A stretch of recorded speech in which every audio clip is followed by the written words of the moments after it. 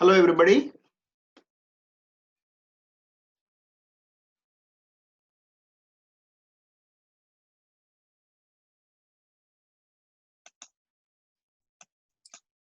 Hello, sir.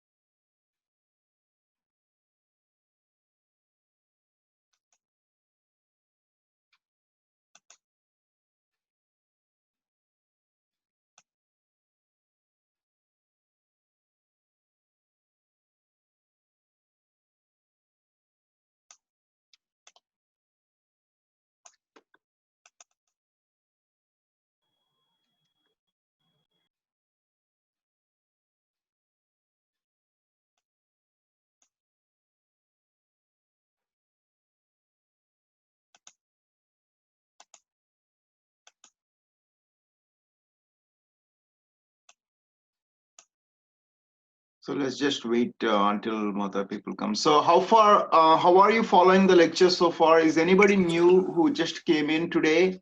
Anybody enrolled late? Hello, guys. Is there who enrolled late or anybody who missed a few classes? Because I was asked to see if there are any students who are in trouble regarding the attendance and stuff like that. So I'm looking at, if I'm sharing my screen, you can see, can you provide me the list of students who are at risk? So there are a few students who did not enroll at all, like who are enlisted in the course, but they were not there. So for example, I just want to say a few things to Abhishek. Abhishek, are you here?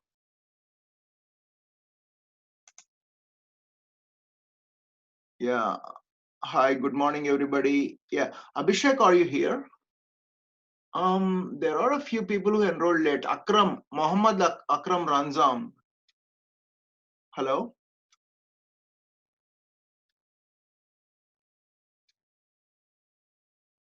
And Challa Satvik.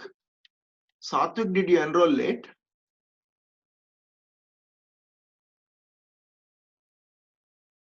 Okay, Adala. Jaya Venkat Krishna. Okay, so you enrolled last week, but you didn't come to the last class also, Jaya Venkat. Oh, you enrolled this week. Okay, fine. Yeah, that's okay. So you enrolled late. Venkat Deepak, what about you, Venkat Deepak?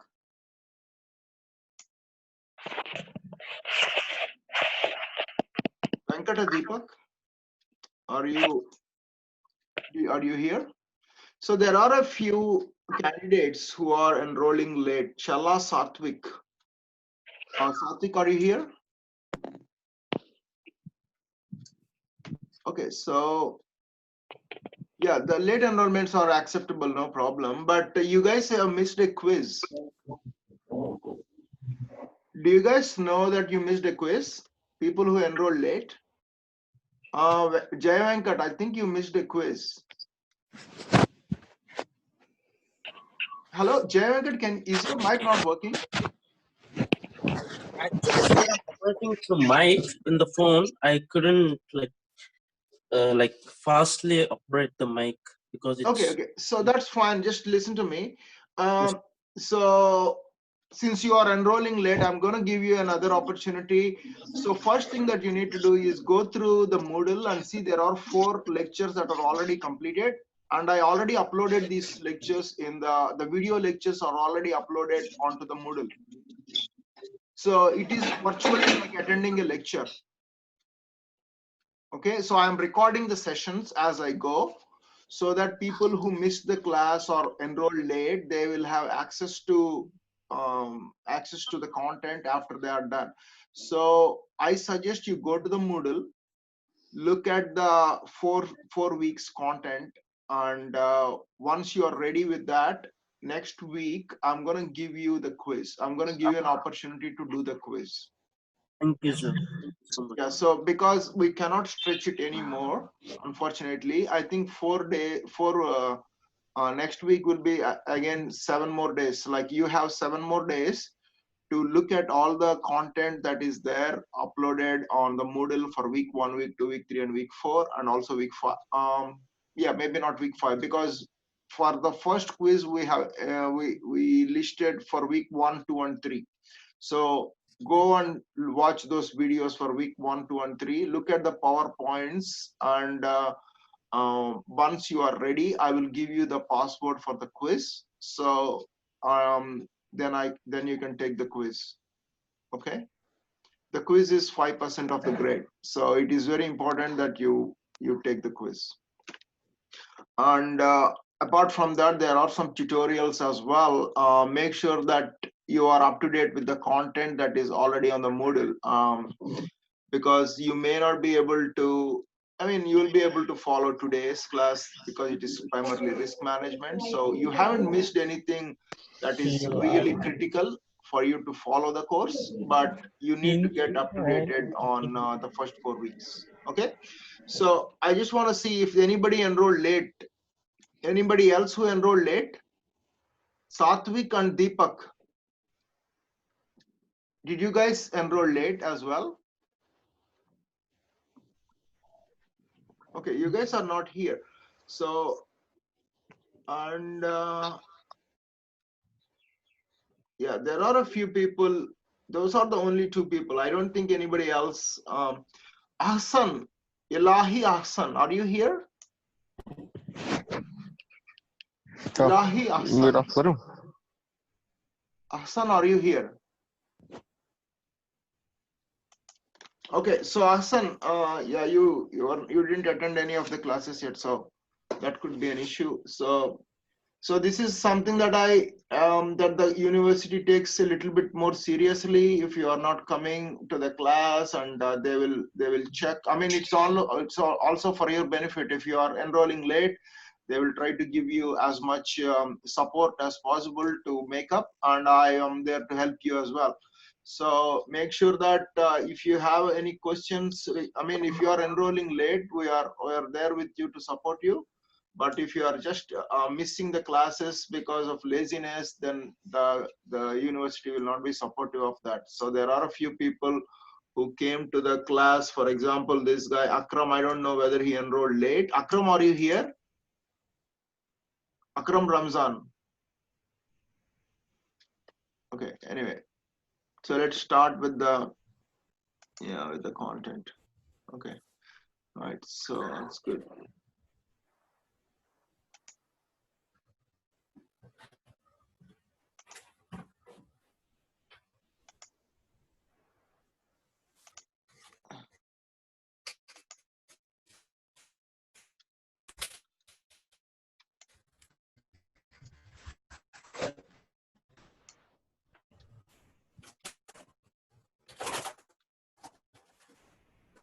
Okay, so there are a few people who are, there are 38 people. So anyway, so let's start. Today we are going to learn about risk management. So how is the audio? Is audio clear? Do you want me to? Sir. Yeah, audio clear. Okay, so today we're going to learn about risk management. Everybody knows what risk is, right? How do you plainly define risk? And do you remember that you have taken any risk in your life, or like, do you have any experience of taking risk in your life? Have you taken any risk, or a situation that is exposure to danger? Yeah, that is, it need not be danger, but it is it can be like if you gamble on like, if you gamble online, right? Then if you put money in the stock market on speculative stocks, that's not danger, it's just risk, right? Risk is something that in Loss. compute, yeah, no, the potential for loss and potential for damage. So now the potential for loss, how do we define that in the information security space. So that is what we will be learning today. And today we will be learning about risk identification, how to identify the risk in our system, and control of that risk. And we also look at assessing the risk. I mean, so sometimes it is easy to assess the risk that is posed by the content that is out there, but sometimes it is difficult. So we will also look at what kind of risks are there for the information systems. So also we will look at the risk based on probability. What is the meaning of probability? What is probability, guys? What's probability? Chances of thing happening. Chances of something happening. That's called probability. So the risk is based on two things. The probability that extent some to which event something can is likely to happen. happen. The extent to which something is likely to happen. Yes, the chance of something happening. Yes, and also we need to look at, when you are looking at risk, you also need to look at impact. Right? Let us say if it rains, right? If it is going to rain, do you want to, like, you don't know whether it is going to rain or not, but if it is going to rain, you want to take an umbrella with you to the office, let us say. Okay, so hello, yeah, let me mute everybody. Yeah,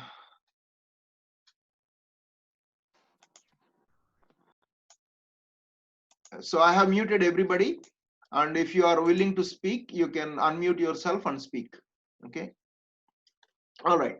So this is about how is the risk identified. No, the meaning of risk.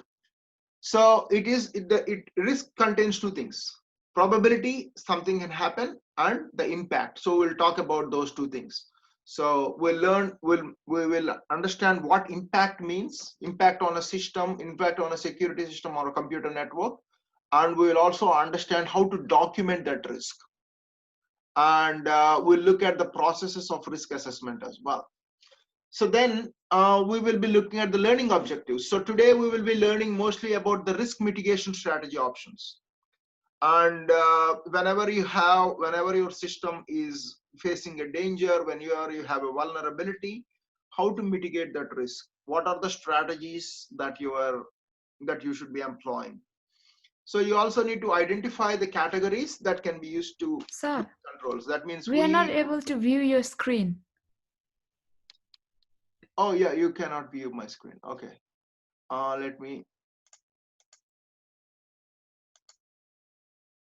Okay, that's important. Thank you very much. Yeah. So now you can see the content. Can you Yep. see now? Yep. Yeah. Okay. So because I'm using two screens, I'm putting the PowerPoint on one, and I'm putting the people on the other side. So that's why I'm sorry about that. So let's start. So now we will be learning about the mitigation strategies, and we'll be looking how to classify the controls.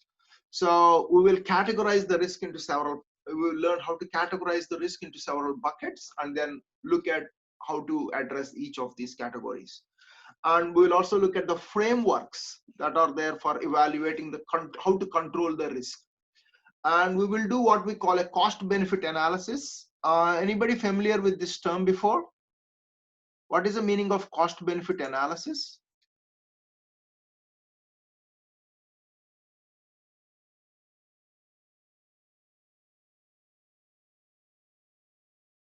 Okay. What is the meaning of cost-benefit analysis? Cost-benefit risk analysis or cost-benefit analysis? Cost-benefit analysis. It's not about risk. Okay.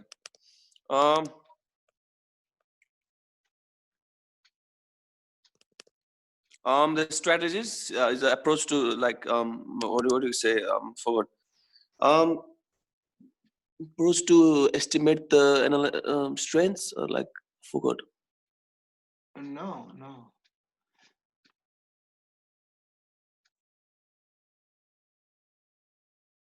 Okay, let us say let us say you're buying 3 umbrellas. Okay, let us look at this like this. Let us say you're buying 3 umbrellas, and this is a joke really. Okay, you're buying 3 umbrellas to make sure that if you are going to your office, right, and if a long storm comes up and blows away one umbrella, you'll have another umbrella. If that blows away also, you'll have another umbrella. So you're buying 3 umbrellas, and you just want to be very safe. You are using 2 raincoats. You are extremely cautious, right? So now you are absolutely making sure that you will not get wet in the rain. Okay. So in this particular case, your cost of doing this is very high, but your benefit is very low. Right? What we can do is just by putting one umbrella, taking one umbrella with you, it is probably going to serve 99.9999% of the time. But the remaining 0.001% of the time, you don't need to prepare for that. Right? That is what, like, so when you are doing cost benefit analysis, you do that all the time in your life. So cost benefit analysis, whenever you are doing something, now you say, is the benefit that I'm going to get because of this more than the cost of doing something? Let us say you go to a job interview. The person who is interviewing will do a cost benefit analysis. How will you do the cost benefit analysis if you go to a job interview? Let us say I'm interviewing people for a position, and you applied for it. I have to do cost benefit analysis. How will I do that?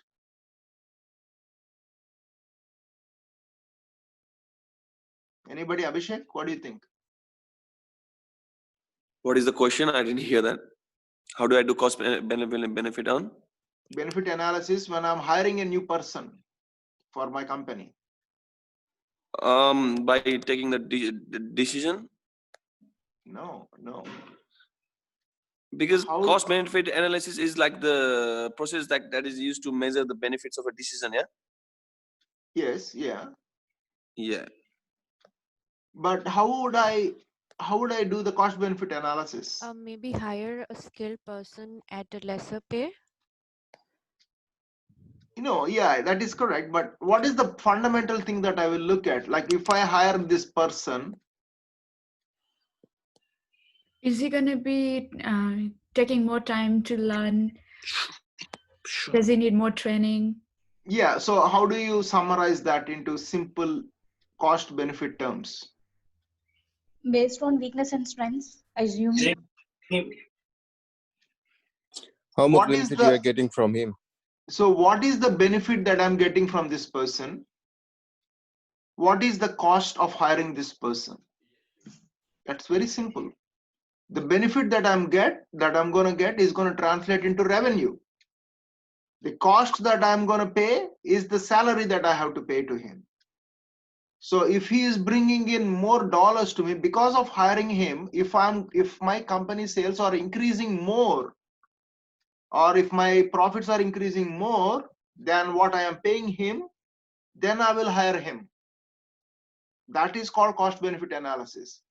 So the reason why an interview is held, right? Any interview is held is to check whether the benefits of hiring you will outweigh the cost of hiring you. If you are undertaking a project, right? When do you want to undertake a project? If the benefit of doing that project will be more than the cost of doing that project. Similarly, every employee or every employer must be doing the cost benefits. The same thing applies to information security systems. I cannot, like, if my security systems are hardly worth $20,000, it is not very smart for me to spend $10,000 on the security system. Correct? So it is too much to spend for to safeguard a $20,000 information system. So now I say, hey, you know what? We don't want to spend that much. So that means the benefit is not too much of safeguarding it. The cost is very high. So when you are doing, when you are enforcing, strengthening your, reinforcing your computer systems or computer network, you always need to do cost benefit analysis. So if I install a firewall, if I install this, if I install a new router, if I install like a VPN, what is it going to do? How much it is going to cost me? So once I know how much it's going to cost, then I need to say, hey, how much beneficial is it going to be to me, right? So you need to understand both the cost and the benefit of doing something before you make a decision. So that is what we will be learning today as well. And we will also learn about how to maintain and sustain that risk control. Okay, how to control that risk and how to maintain and sustain that control. So first of all, let's understand the basic reason why organizations are interested in risk assessment when they are doing information security. So primary reason is to design a safe environment for business processes to operate. The risk management is basically a process of control of the risk, right? So you have a lot of risk embedded in the system and you want to control those risks. Then next we have risk identification. Okay, so Jay Venkat, you want to speak something? Am I audible? Yes, you are audible. Yeah, go ahead. Sir, you were telling us about like we are now today dealing about like the productivity and the resources what we can get if we hire a person for less price than what we gain, right? Yeah. So what happens if we like take a person who is getting more salary but the productivity is less from him? Yeah, then What you is should not hire the him. process? Like we don't know. We hired him, but later the things change. Like now he is not so much productive. So what is the process? Like So the last month I process hired is, him, sir. it is assessment. Like I'm going to assess the risk. So when I'm hiring, let us say you applied for a job that I advertised on LinkedIn. And now I assess, okay, so Abhishek, right? Venkat. So Venkat, okay, how is Venkat going to do? I will like, what is, let us say in 1 year, how much is he going to learn? How much is he going to perform? Will it translate into a profit for my company? So only then I will be able to hire you. So what I'm looking at is like your original, your ability to learn. Like I'm going to make an assessment and based on my interviewing capabilities, based on my skills. So I am good at understanding people. I'm good at like see if this person is motivated to learn, to grow, and like to. So I am making all this judgment, and I'm looking at the benefit that the company is going to receive from you. So when I see that if the company is going to receive a lot of benefit from you, then I will be willing to pay you more salary. But if the company is not going to receive any benefit at all, then I say, hey, Mr. Abhishek, I'm sorry, we have to let you go. We're not happy with your skills.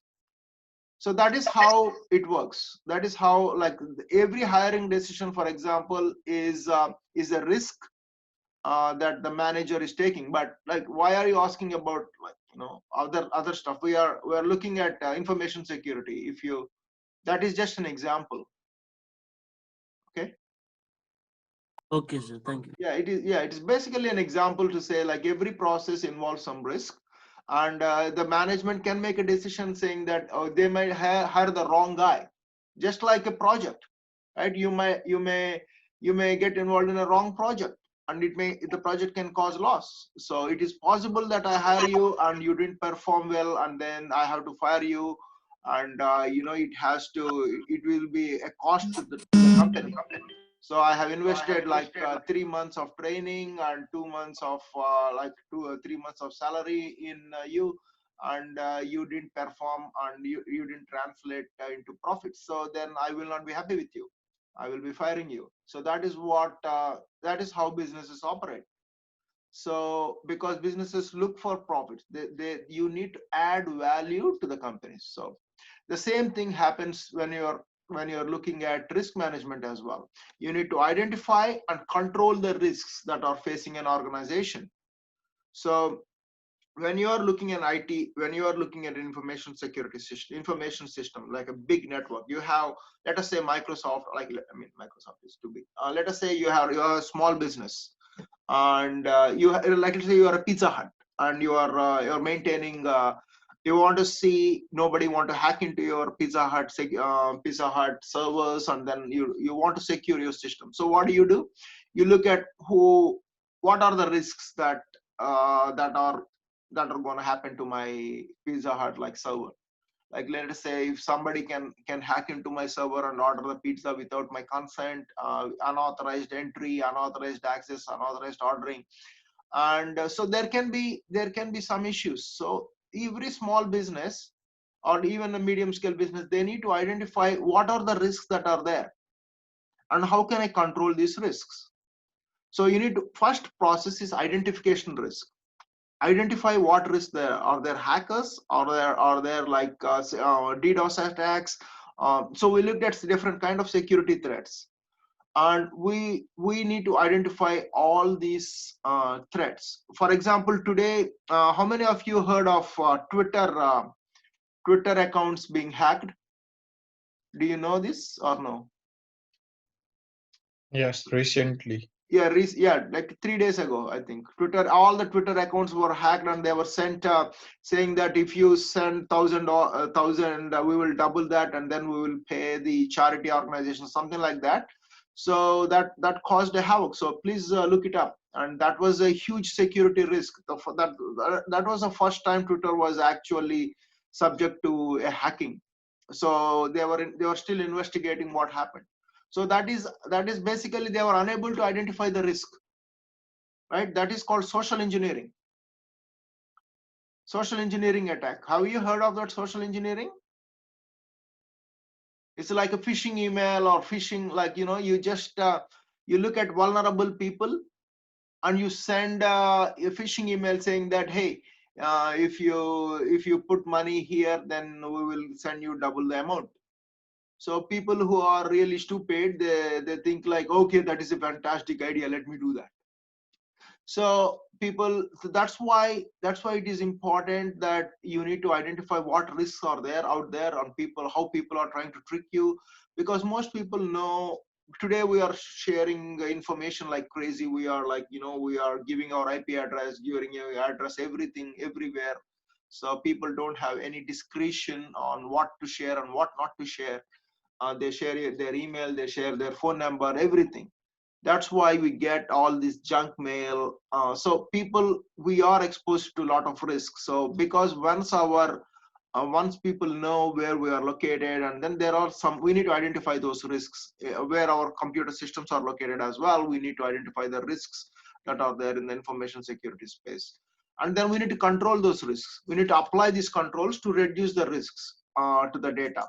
So basically there are two things that we need to safeguard. We need to safeguard the data on the information systems. That means data is like somebody, like let us say customer data and everything, like you store it on a server. You don't want other people to gain free access to that data, like and these are proprietary data, and they should be treated well.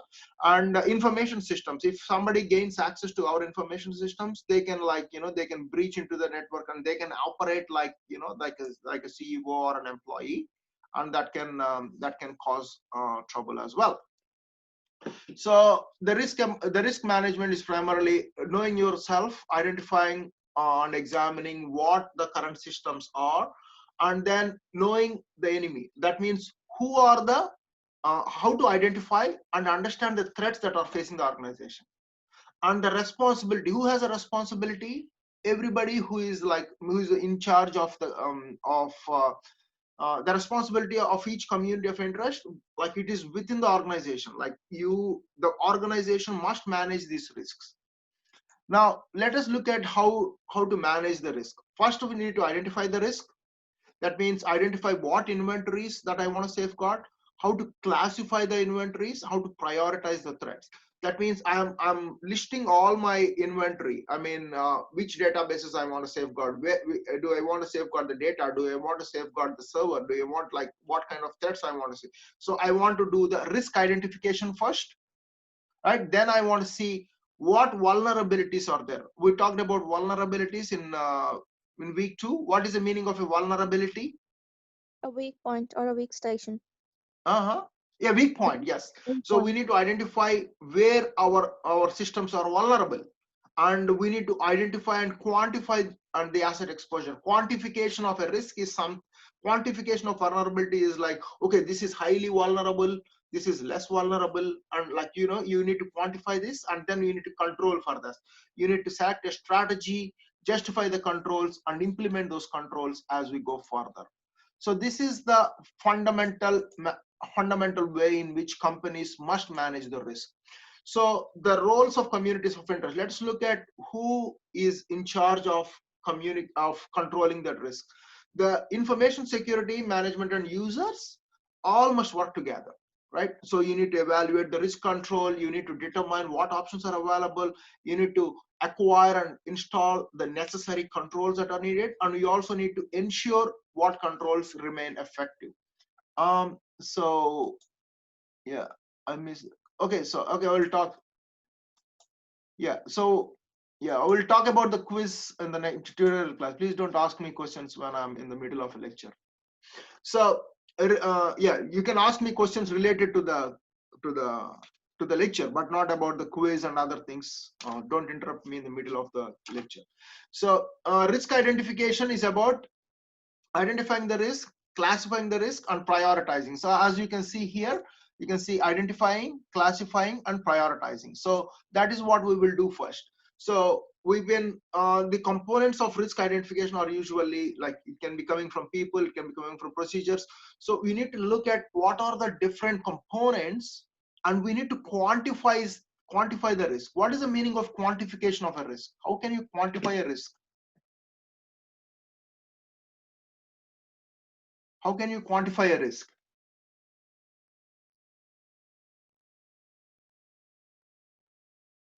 How can you quantify a risk, guys?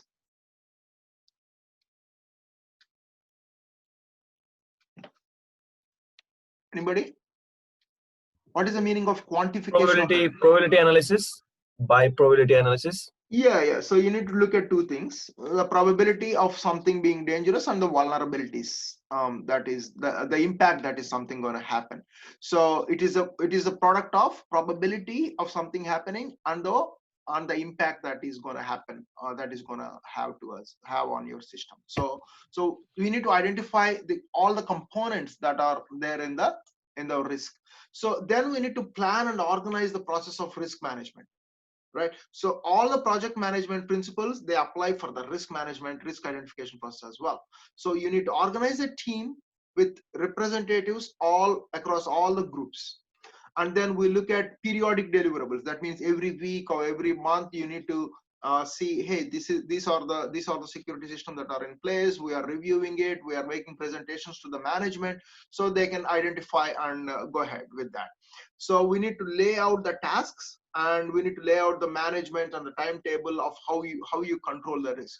So basically it's a cycle like this. So we plan and organize the process. We can categorize the system, we can classify them, and we can identify the threats, and we can specify, hey, my system is vulnerable here.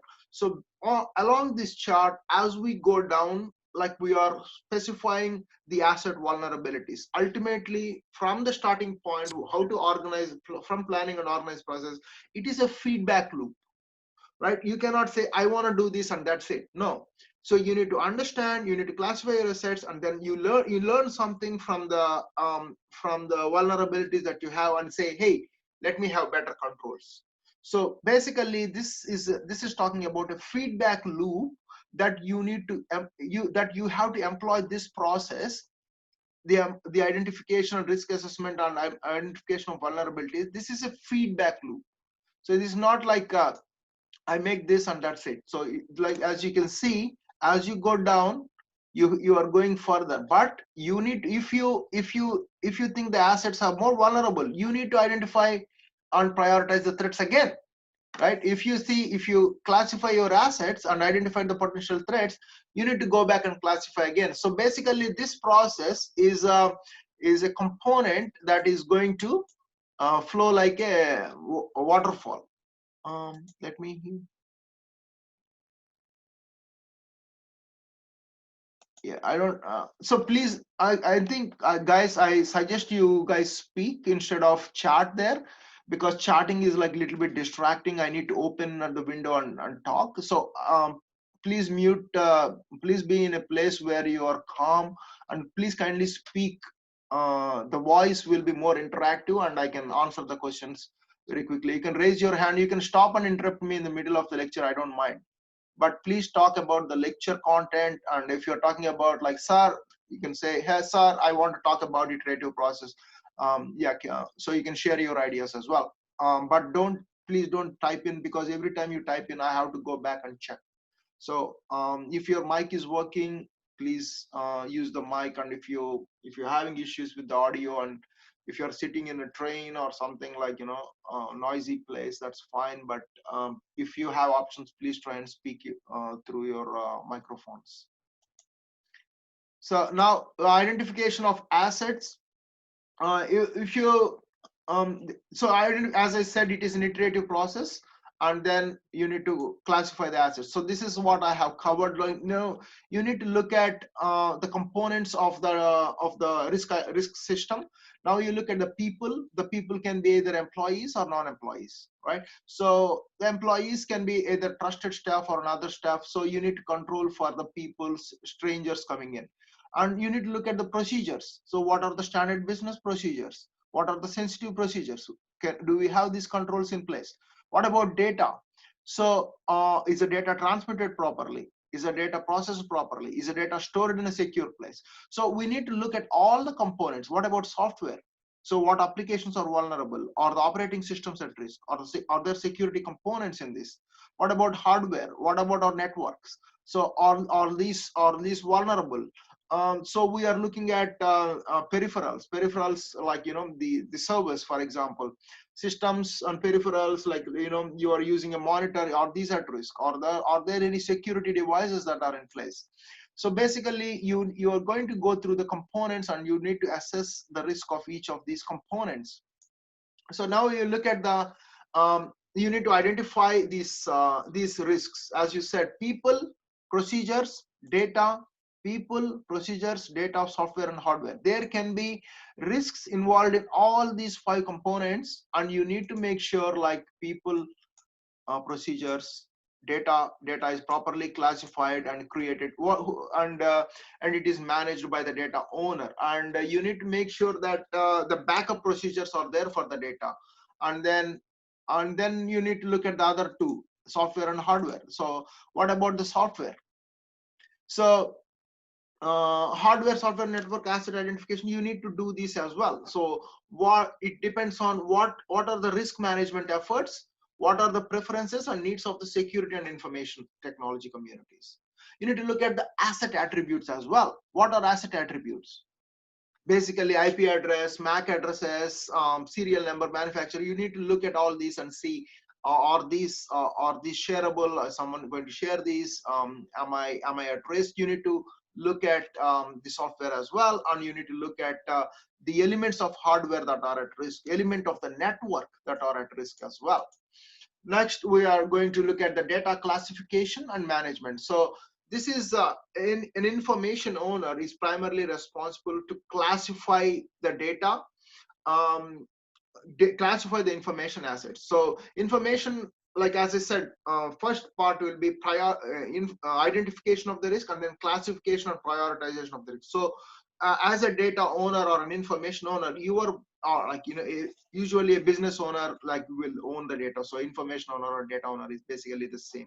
So you are classifying the information assets, and once you are classified this, you need to review these classifications periodically. So do I want to put this into low risk category, or a high risk category? Do I want to safeguard my server more, or do you want to safeguard my data more? Like, which one is more important? Which one is a higher priority, which one is more vulnerable to hacks. So I need to do this feedback loop. I need to ask questions. I need to ask my security team, hey, what do you think?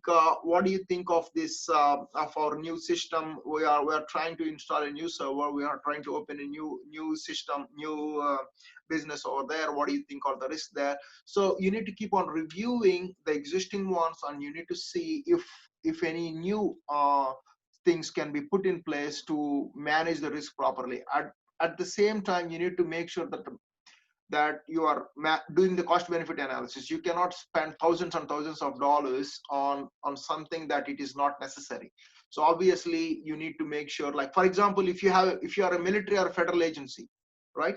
So you need to do security like White House, right?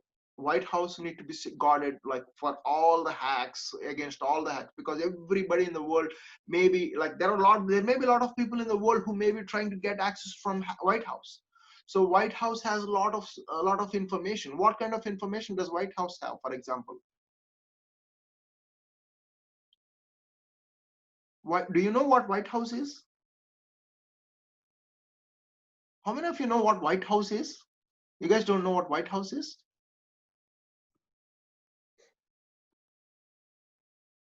Okay, so I am just your general knowledge has nothing to do with it, but the White House is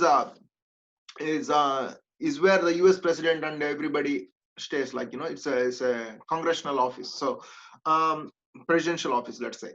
So basically, what I'm trying to say is, so when you're looking at systems like that, like military agencies, federal agencies, you need to classify the data differently and protect them differently compared to the data from the small business. Because if you're a small business owner, nobody will be interested in hacking into your system and getting the data from. But if you're a federal agent, if you like, there may be terrorist agencies who may be interested in hacking into your system and getting the data from you. So the cost that you are going to put in the asset must be, yeah. So just this is the distraction. Okay. Yeah. So Satvik, can you not speak? Is your mic not working, Satvik? Yes, sir, it's working. It's working. Please speak. Please don't type in here. Okay. It is. Yeah, sir, sure. Yeah. So kindly speak, because it interrupts the flow of the class. Yeah, sir. Sorry, I apologize. Yeah, that's good. That's correct. By the way, it is correct.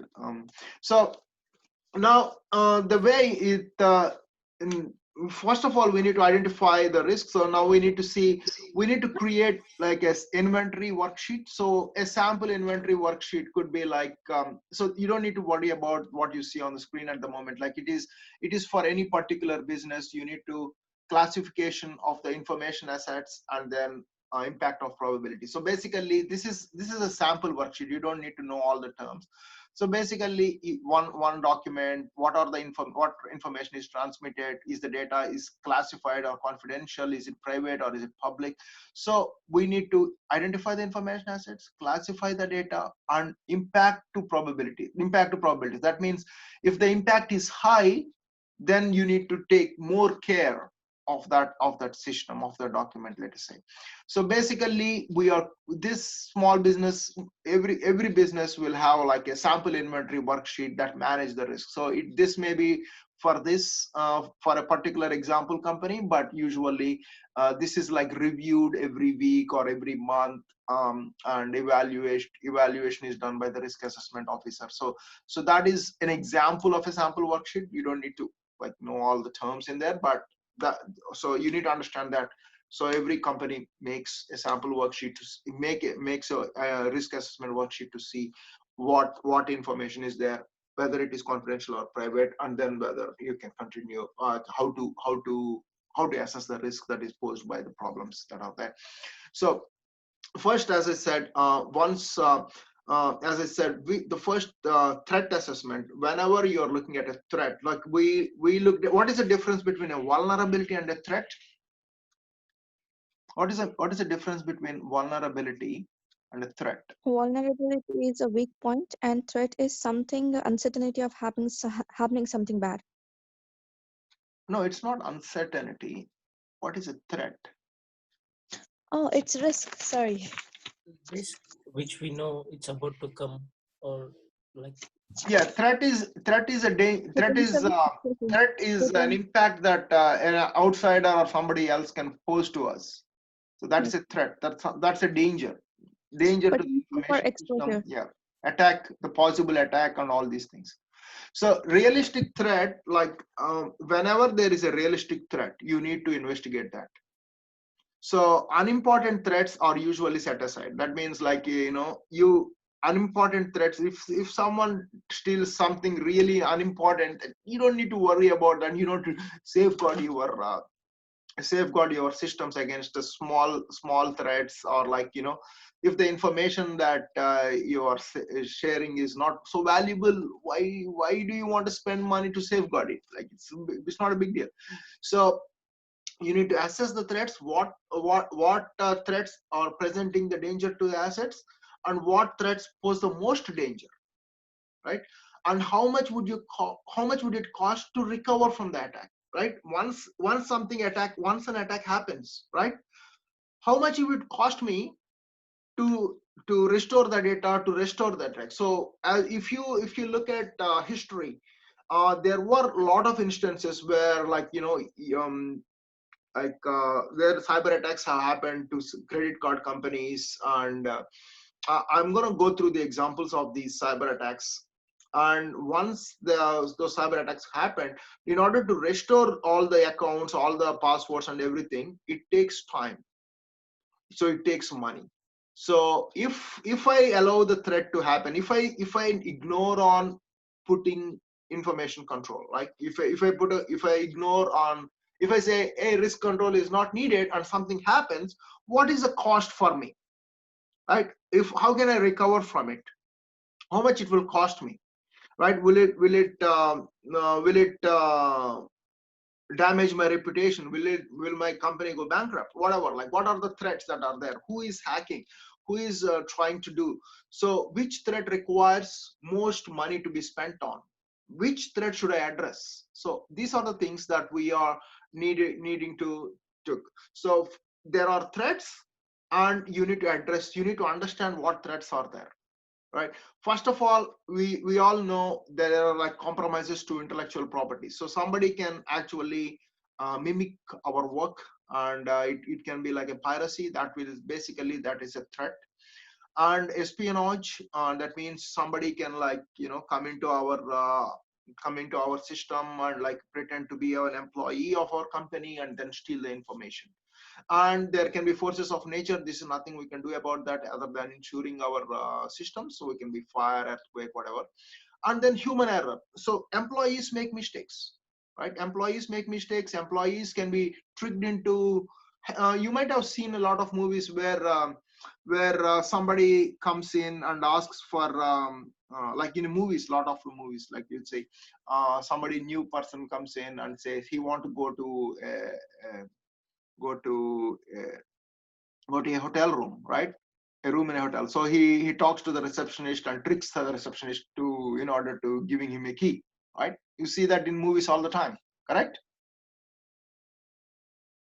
So can Yes, you sir. please, so you can say, hey, can I, I forgot, I did this, I forgot this. Can you please give me the key again? Like, they say, oh, okay, fine, right? So usually this is called human error. Like, employees make mistakes. And sometimes information extortion is also there. Like, what is information extortion? Either by blackmail, or like sometimes you persuade people to say, hey, can you please share the information? I'm having, my wife is having a trouble. I really need the information. So sometimes you can pressure people into giving bad information, giving the information that shouldn't be given. So basically what we are looking at is the threats can be of anything, like, they can be socially engineered. So, and they can also be technical. So now we looked at socially engineered and general threats. Now we can also look at incomplete control. Software controls are not there. Then adequate organizational policy, if it's not there, then the quality can be compromised. Like, there can be service use issues that are not properly monitor. That could be a threat. And like sometimes it can some threats can actually destroy the information, sometimes can actually wipe out the data. And also there can be attacks like DDoS attack. What is a DDoS attack? We talked about that. What is a DDoS attack? Targeting a website with a fake traffic. Yes, DDoS attack. So there can be a DDoS attack, there can be virus, there can be worms, there can be, so a lot of other technical issues can be done on softwares, right? So these are all software attacks. Now the equipment can also fail. For example, that could be one of the hardware attacks. Now you can have outdated technologies, right? A lot of people, like, that's why we get these updates. Like, how many of you install updates when your computer or your cell phone prompts you? Do you think it's a good idea to install updates or not? Sir, of course. It is or not? Yes, sir. It is because whenever you are installing updates, you are upgrading the software at almost no cost usually. And that whenever your laptop or computer says we need to install updates, so always, like, don't delay it like more than a day. So make sure that you find a time and install the updates. Installing updates is a way of the companies to upgrade their software and also make sure that they are secure. That means they have identified some potential risks maybe, and upgraded their software to avoid the problems that could happen in the future. So make sure that you install updates whenever you're prompted. So that is primarily could be a security issue that was done. So you need to identify vulnerabilities first. Sir, but people say if we update, then it's going to be slow. Is that true or no? That is not true. I mean, I don't think that is true. But most of the time, whenever it is a genuine software that is asking you to upgrade, it is better to upgrade. Update. Updates are usually very good. So whether it is a phone, whether it is like any whether it is like a software that your app that you're using in the phone or anything like that, like, if I use timetable, for example, train timetable. What is that train timetable called? Yeah, okay. TripView. Yeah, I TripView. So if like if New South Wales government says, like, we need to update, so then I will definitely update, because the update could have more features. That means they have added more data, they might have added more information, maybe the interface is much better now. So obviously it is always a good idea, because the updates are done by people who are willing to put some extra effort in identifying the risk and making the user experience more friendliness with the software. So usually it's a good idea to make sure that you are properly updated with the latest software that is available for you. Sir, that update thing, it comes through company, right? Yeah, it usually comes through company. Yeah. Okay, sir. Thank you. Yeah, it's good. Yeah, it's good that you. Yeah. So these are. See, one thing that I can give you advice is also general. Like, I try to give you as much information as possible that are related to information security. But you have general questions like this, definitely. This course should actually change the way you operate yourself. It's not about learning something that companies do.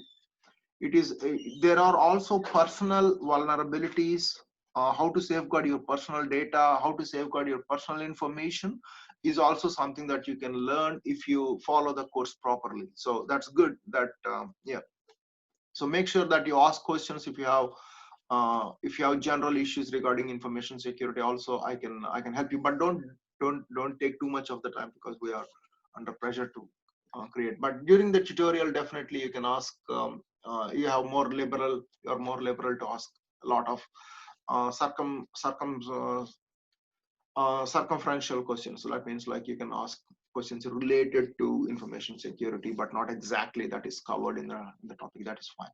So you need to, first of all, like, we need to look at the identification of vulnerabilities. So you need to identify how each threat is perpetrated, and how you list the organization assets and vulnerabilities. Then you need to look at the process, right? the process works when works the best when like people with diverse backgrounds within the organization, they work together, they work they use the feedback loops, and they use a lot of brainstorming sessions, right? And the next is like creating a list of assets and vulnerabilities. So this is what vulnerability identification is like. Where are my weak spots? You need to identify this, right? Am I vulnerable? Am I going to be subject to this? Am I going to be this? So you need to think that there are people out there, there are hackers out there, there are threats out there. You need to make sure that you understand your vulnerabilities. So risk assessment is primarily two things. It evaluates the risk for each of the vulnerabilities. Identify the vulnerability, assess the risk for each of those vulnerabilities. So usually a risk rating or a score is given to each information asset. Like you can say level one threat, level two threat. You hear Victoria University saying, not Victoria University, Victoria, state of Victoria saying that level 4 restrictions, right? The risk, the red alert, right? Orange alert. So what are these? These are at the levels, different levels.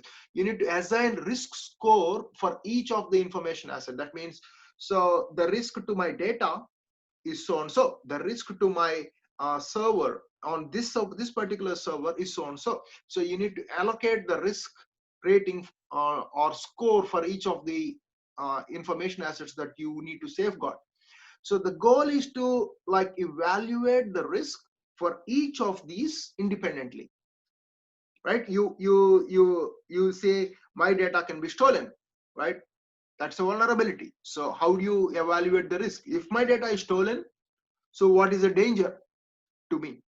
If I have this information security system, okay, so I have the risk of being hacked. So if my data is hacked, what is the, if my server is hacked, what is the risk to me? How much it will cost me?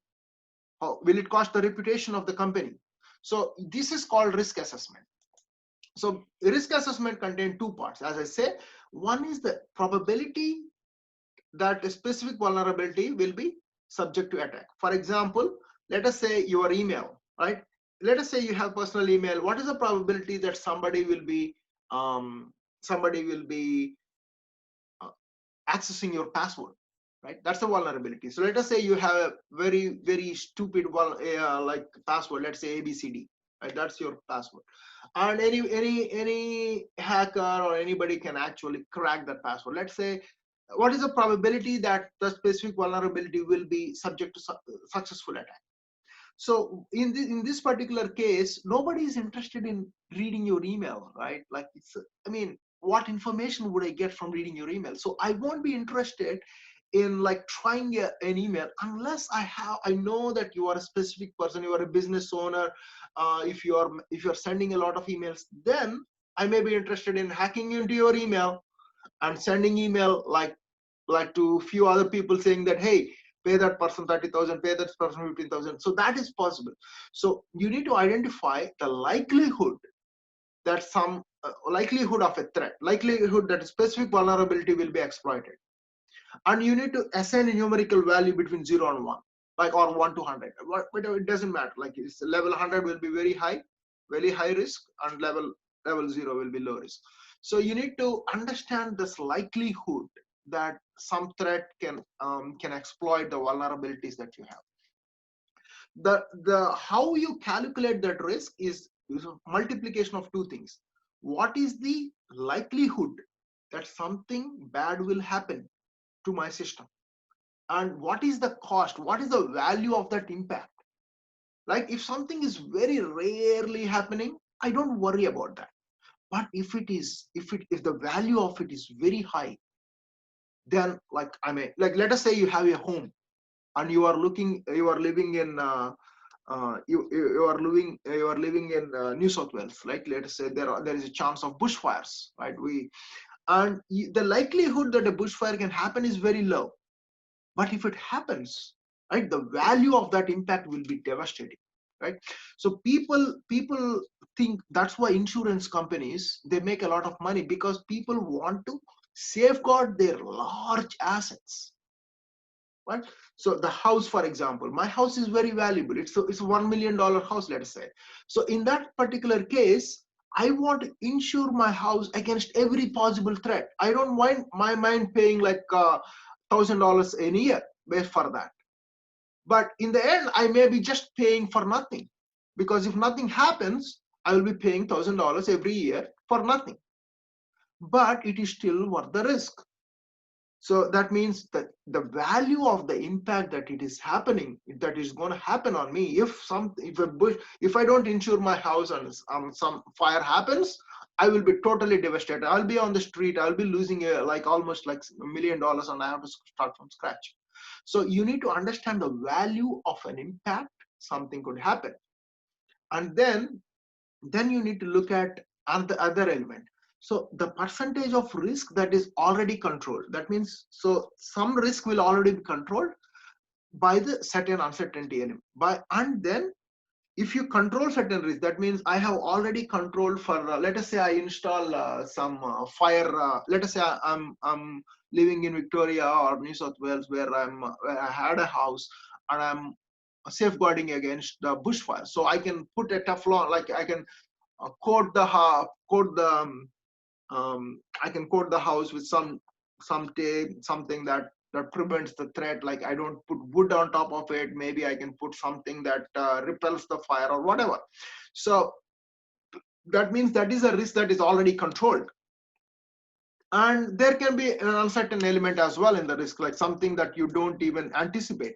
So you need to take all of this into consideration before you determine the risk. So risk is primarily the likelihood times value of impact. So simply put, that is the reason, that is the equation. But you can also reduce you should also reduce the risk that is already controlled, and you have to add any uncertainties in it.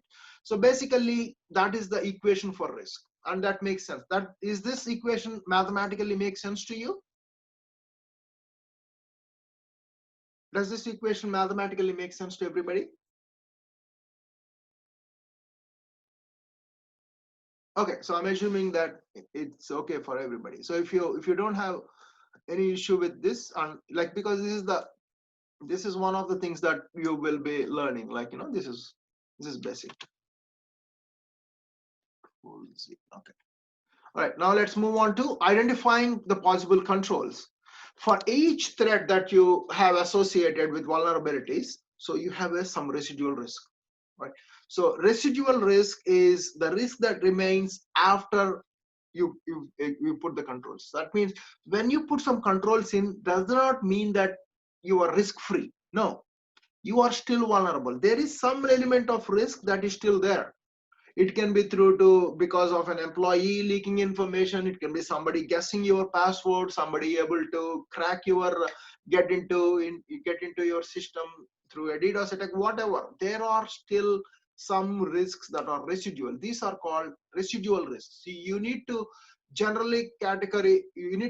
you need to have general categories for these controls. You need to have policies and programs and technologies that are to be in place to monitor and access these risk controls. And then documenting the results of risk assessment is like it's basically a final summary.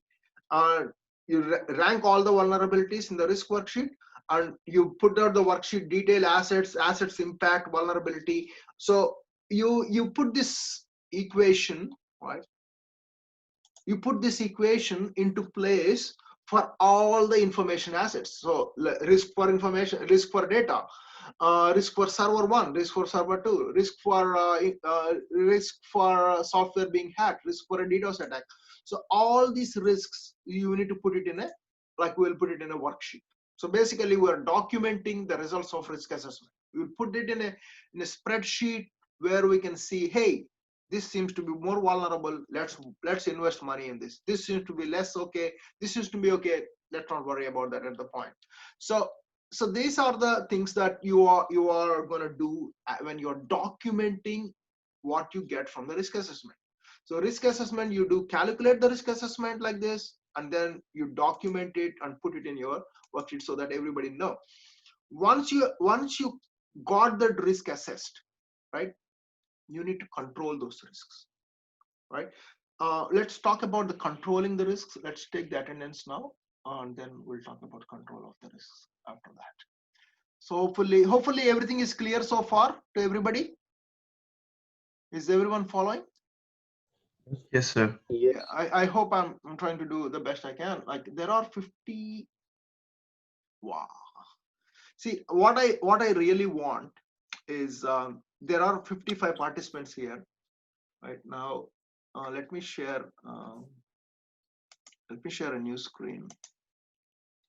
Okay, there are 55 participants, 56 one including me, and I always want to see if all the people are here.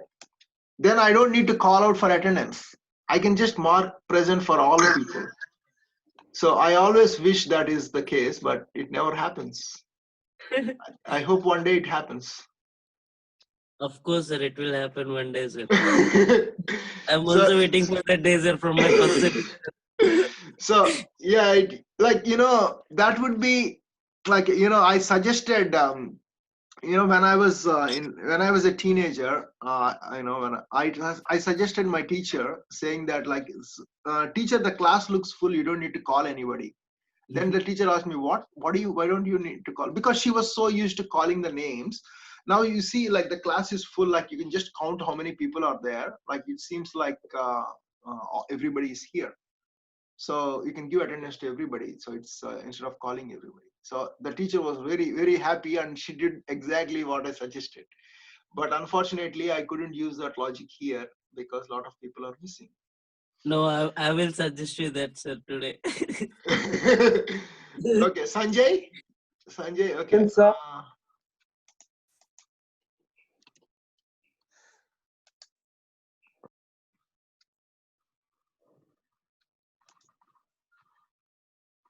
Anybody want to become a teacher? Sir, I want to become, sir. That's my dream, sir. Professor, becoming a professor. Okay, very nice, very nice. So do you know when I made a decision to become a professor or a lecturer? I When don't I know. was in my +2, my teacher was like she asked me to, it's a guy, he's a guy.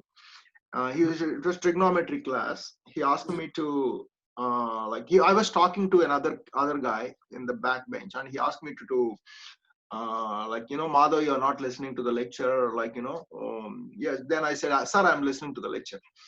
Then he said, like, why don't you come and solve this problem on the board? Then I said, okay, fine. Then I did the problem and explained I explained just like he did, and a lot of students liked the approach. So then I kept on, like he was sitting there and he was looking at me. So because he wanted to find fault with me, so I said like, okay, let's do another problem. I took the entire class when I was like 17 or 18. I mean, I don't know, +2, 18 years. So I took the entire class. The class is for 1 hour. So I took the entire class and everybody liked it. And like at that point, I said like, I can become a good teacher because I explain things very clearly. So yeah, so that's when I realized it. Yeah, anyway, that was a good experience for me. Anyway, so let's say Sanjay. Present, sir. Sanjay, are you Present, here? sir. Yes, sir. Yeah, okay. Ashik, Yes, sir. Syed, Yes, sir. Present. Farhan. Okay, Farhan. Okay, Anushka, Present. Hassan, Yes, sir. Farhana, Present. Prahar. Are you able to see the screen? Yes, sir. Yes, Yeah. sir. Prahar, Yes, sir. Gurveer, I see Gurveer. Yes, sir. Sultana. Okay, actually, it's good to. Okay. I want to identify people who just leave after the attendance. That would be a good option. Please after the attendance. So I'll take attendance twice today. Let's see how many people are there. Sultana, Present, sir. Deepa, Yes, sir. Vikram, Present. Ricky, Yes. Alina, Present. Subesh, Yes, sir. Kriti, Yes, sir. Bidur, Yes, sir. Salma, Present. Parashar, Yes, sir. Ranjit, Present. Ajay. I, yeah, yeah. Yes, sir. Nauman, Nauman, Nauman, are you here?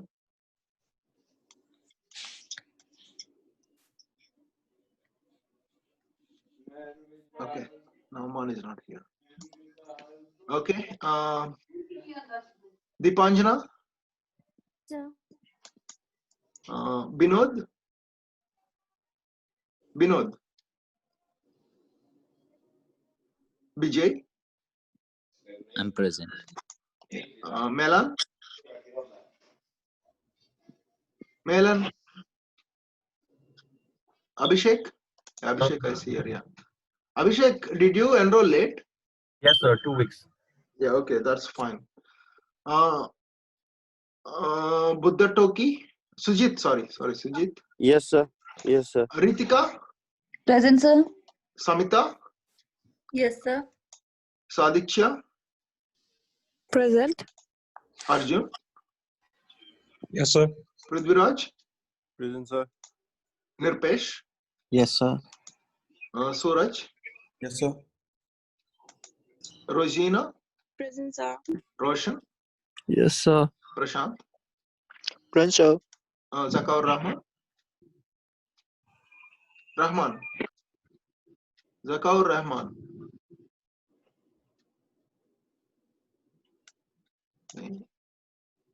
Okay, Akram, Salman, Present, sir. Neeraj, Yes, sir. Sujata,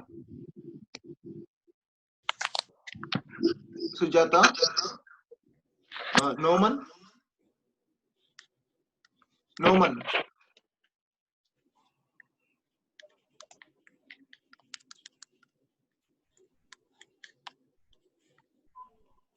okay, Sujata is here. Noman, yeah, so Noman is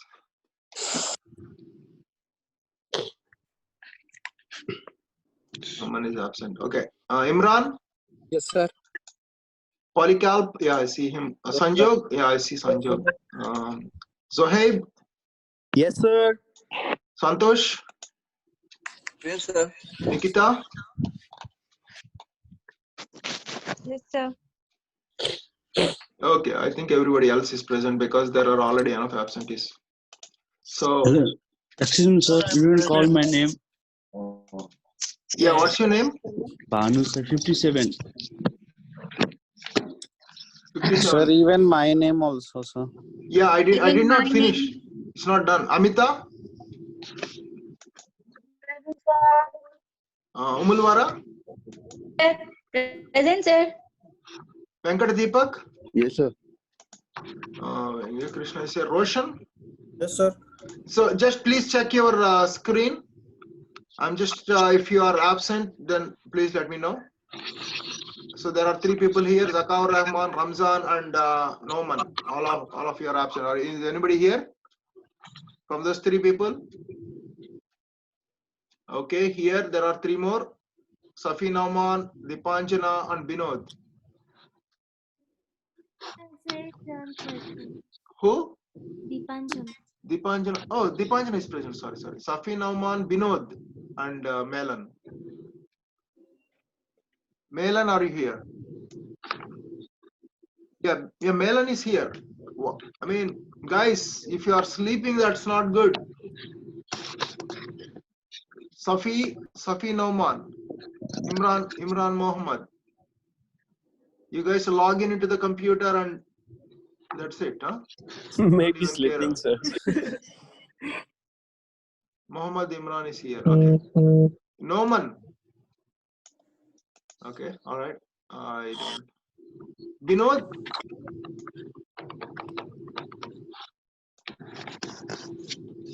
Binod is not here. No, Binod is not here. All right. And Asan is missing, so he's not enrolled yet. Okay, so that's good. Yeah, I'm closing this right now, and I don't want to revisit that again. Excuse me, sir. Yeah, So, I was going through that the course file actually, and I was just reading for the assessment for just getting some information. So, in that you mentioned like plan, design, and development. It's a 20 to 50 words individual assessment report, right? yeah. So, a real world technical case will be provided on Moodle in week one. So, I can't find that case actually on Moodle. Do you uploaded it or? No, okay. Let me go back to that question. Let me. Can we talk about this in the tutorial class? Okay. Are you in my tutorial or in the other person? No. I'm in the second tutorial actually. Okay, fine. Okay. So where do you think? See, what So are you it's talking about? Can you please? the assessment for actually it's due in week 11. Yeah, week 11. Yeah. Yeah. So I will be So introducing that in week 8. okay. So where is it week? No, so the task details you have mentioned in task details, it's like a real world technical based case study will be provided on Moodle in week 1.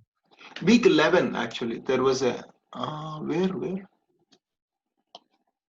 So if you go on it's page number 10 actually, in which there is assessment for details. No, you want me to look at the unit guide? Yeah, the unit guide in unit guide. Okay, so it doesn't take that much time actually. It shouldn't be. It should be week 8. So week 8 will be provided, and week 11 will be submission time. Okay. So there was a typo, I think. So let us see if it is page 10, right? Page 10. Page number 10, yeah, assessment for. Yeah, but anyway, it doesn't matter whether if you want me to provide now, it doesn't make any difference. But yeah, we will page This 10. one. Yeah. Yeah, that's the top one. Okay, structure and format. So marking. Okay. So scroll a little bit up. Yeah, here. So you see the task details.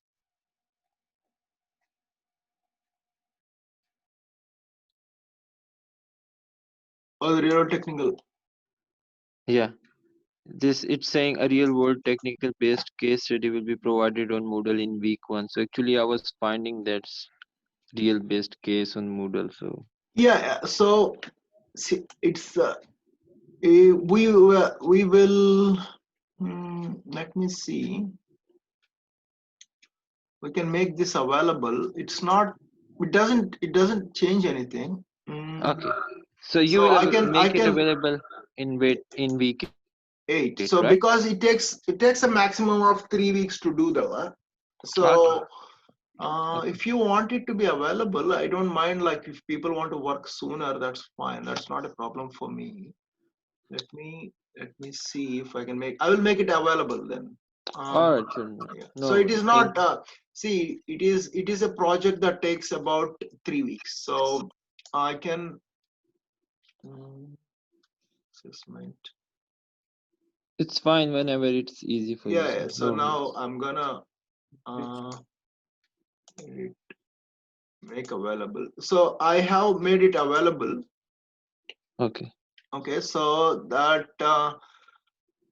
is individual assessment. That is 35% of the grade. Yes. Yeah. Yeah. So can you see on your Moodle now? Is it visible now? Just give me a minute. Just give me a minute, sir. Yeah. Okay. All right. So that is it is good to have access, but it's I mean I doubt if anybody start to work right away.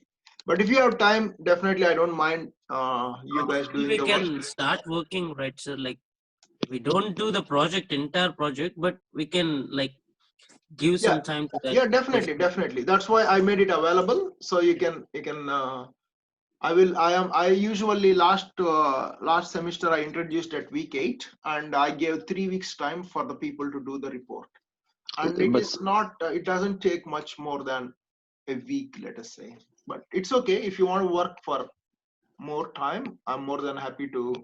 If you want to put more effort, I should not say no, right? Thank you, sir. So Anyhow, it's online now, so it's a great advantage. We can grasp some extra knowledge from videos, extra online like YouTube yeah, channels, the sure. practicals and all. Yeah, But yeah. sir, it's not coming up. I made it available already. If you refresh it, maybe it will be available. In week 8. Yeah, Yeah, in weekend actually. yeah, it's available in week 8. Can you see in week 8? Refresh. Okay, sir.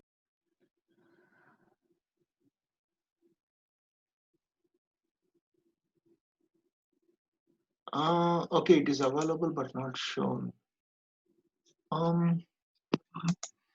Okay, so let us see. Make available. Okay, so available but not shown on course page. I don't know why it is not showing on the course page. Maybe it will come in week 8, sir. It's fine. Okay, let me put it this week.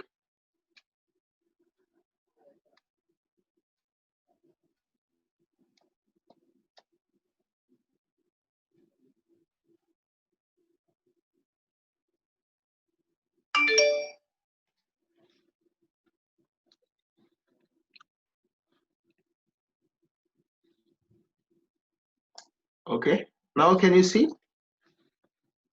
Just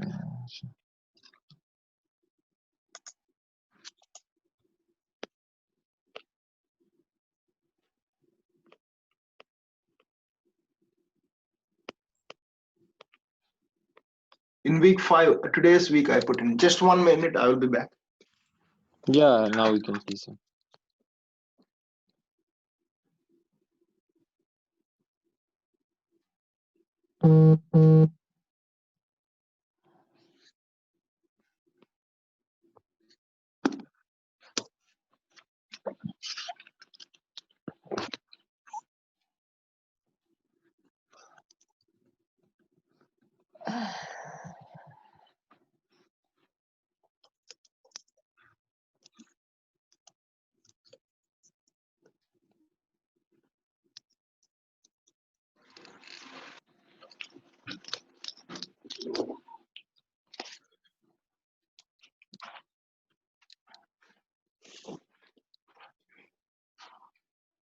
Okay, so let's continue our lecture. Sorry about the delay. So, can you see the screen now? Risk control strategies. Yes, sir. Yeah. Okay. So now we will be looking at 3 ways in which we can control for the risk. In 5 ways in which we can control for the risk. So whenever once we identify the risk, we can either defend the risk, we can transfer the risk, or we can mitigate, accept, or terminate. So let us look at each of these in detail. Let us look at defending against the risk. This is the fundamentally most used approach. So once we have a vulnerability, we don't want other people to exploit that vulnerability. That is called defense, right? It is like if you are playing cricket. So what do you call defense? Defense means if the threat of the ball hitting the stumps, it's called a threat. So you want to defend against that. So that's called a defensive approach. Defend means we want the threats to be stopped. So that's called a defensive approach. So we usually accomplish through countering the threats, and we make the application and we do the training for this, and we apply the technology to avoid those risks. So that is the defending against the risk. Then we can transfer the risk. How can we transfer a risk? How can we transfer the risk to somebody else? Can you give me an example of transferring the risk? Outsourcing. Outsourcing. Somebody else can actually come in and make them we are transferring the vulnerabilities, transferring the risk associated with the complex systems. So organizations can hire individuals outside, or they can outsource the entire risk management systems. That is called transferring the risk. That means you shift from one asset to another asset or another organization. The other one is mitigation. What is mitigation? What does the word mitigation means? Managing after the risk happen or Can you please speak up? managing the risk. manage the risk. No, yeah, mitigation is impact the, like once you have a vulnerability, right? So we want to reduce, once it is affected, how can I safeguard it? Right? It's about mitigation of the vulnerabilities. It's like eliminating the risk. It's not eliminating the risk, it's about mitigating. That means we reduce the impact of such a danger. So if, okay, someone hacks into my email, right? So I cannot prevent somebody hacking into my email, but I can delete all the email that was that are very sensitive, right? If there is an email that is very sensitive, I just read it and delete it. So even if somebody hacks into my email, they cannot have access to that email. That is called mitigation. So if someone can approach, like you understand your vulnerability, you reduce the impact of what they can do to harm you. Okay, that is called mitigation. Is that clear? Is that making sense? Mitigation? Yes, sir. Mitigation measures, right? So it's like a coronavirus. In the coronavirus, what do you do to mitigate the risk?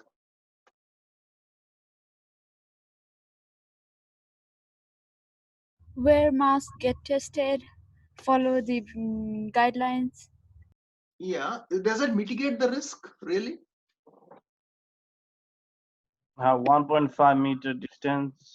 Okay, so that Minimizing is people. okay. Is okay?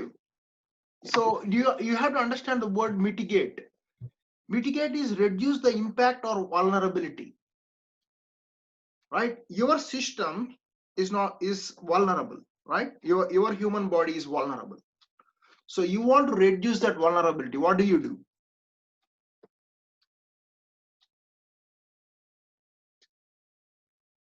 Once a threat happens, you want to reduce the impact of vulnerability. What do? So obviously you are talking about defense. For example, wearing a mask, that will be a defense mechanism, right? You are defending against the threat, coronavirus coming into your lung system. You cannot transfer the risk here, right? Here you can mitigate the risk. How do you mitigate the risk? Stay in isolation. Maybe according to whatever they said, maybe drink lemon, turmeric. Yeah, that is what, like, yeah. So whatever, like, build up your stamina, build up your lung capacity. Be physically active. Don't just sit on the couch and watch TV and watch your laptop all the time. So build up. Once if coronavirus comes and hits to you, right? So if your systems are good, then it cannot do anything, right? If you have high well functional system, it may be, yeah, it will mitigate. Like sometimes it happens, right? But you can mitigate that risk by being healthy, by being cardiovascularly active and all these things, right? So that is called mitigation of the risk. So you need to identify, even if somebody hacks into my data, even if somebody gets into my data, how can I do that? Like, that's called mitigation. Sometimes you just have to accept the risk, right? Accept the risk means this is the worst situation. Like that means if it is not a huge thing, right? Let's say, okay, I accept the risk, right? I cannot go like if I go on a train, I go to work on a train, right? And now it may be risky for me that if the train crashes, I may die. What do? How can I prevent against the train crash? I get into a train, right? I go to my work, and if the train crashes, what happens? I will die. You have to accept it. You have to accept the risk. That is a risk that is unavoidable. But we That is can a risk find that a is very right, small. sir, Maybe to you can survive. accept that risk. So you need to understand what is the strategy that I want to follow, right? And then the last one is to terminate the risk.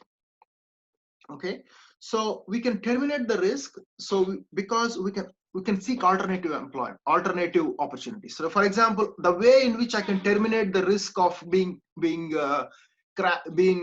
caught in a train, dying in a train crash is what? How can I terminate that risk?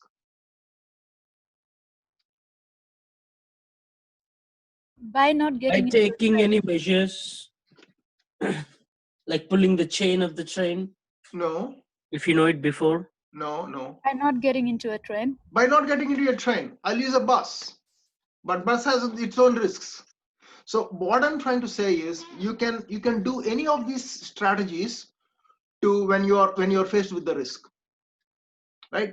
But I'm not saying that, like, I'm not saying that you have to be, you have to either defend against a threat or transfer or mitigate, whatever.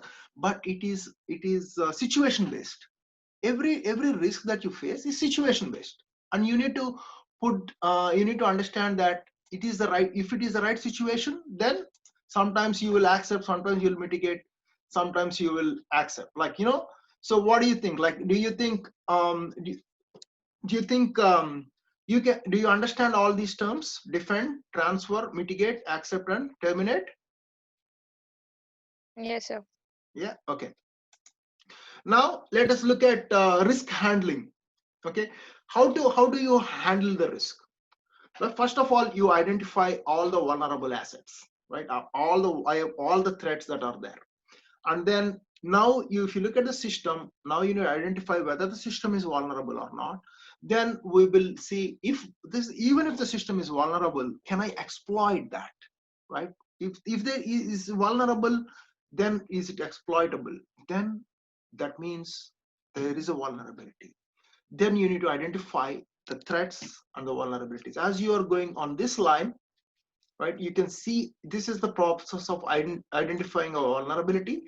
This is the process of identifying our threats. So once both of them exist, right, you need to have threat and you need to have vulnerability. Once both of them exist, then you need to say there is risk to our system, and then you need to do cost benefit analysis, right? So when there is a risk, right, as is a flow chart on the top half clear? The top half flow chart, is it clear?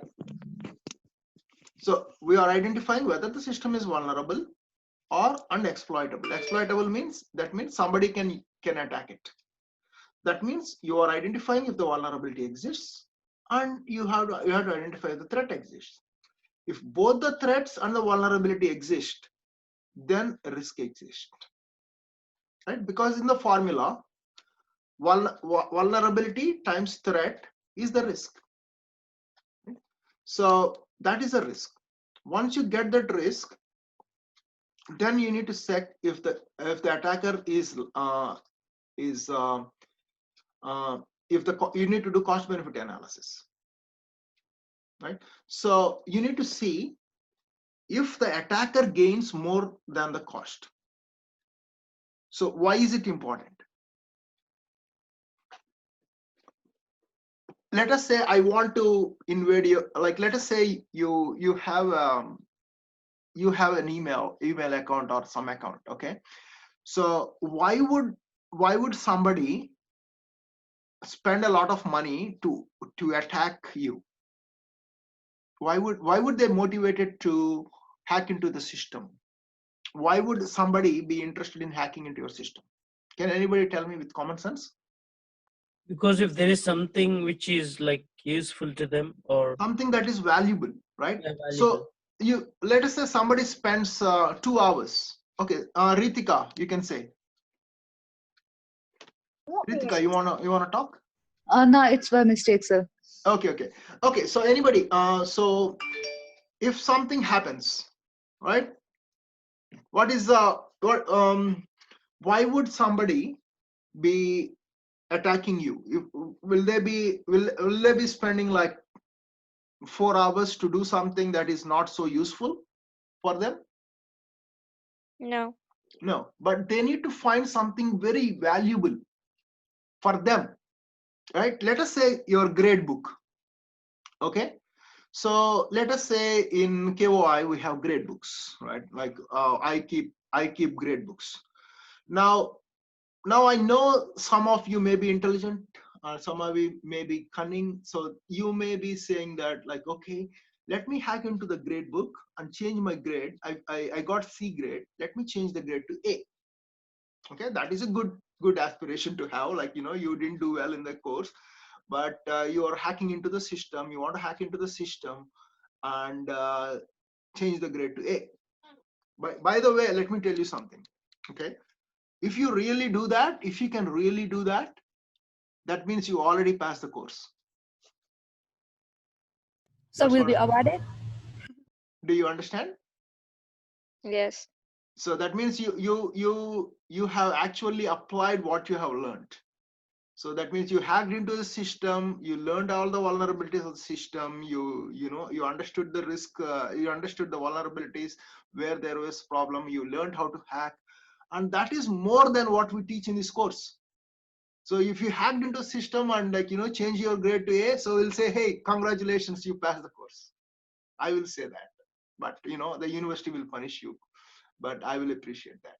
That's my attitude. Anyway, so if you're spending a lot of time and energy and resources in order to hack into the system, right, you need to understand what you're gaining from it.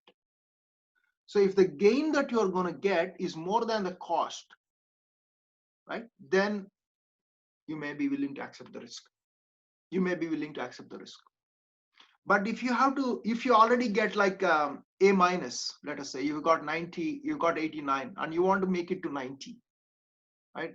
You asked the teacher, sir, please add 1 point. Then sir said no, because we got the total at 89.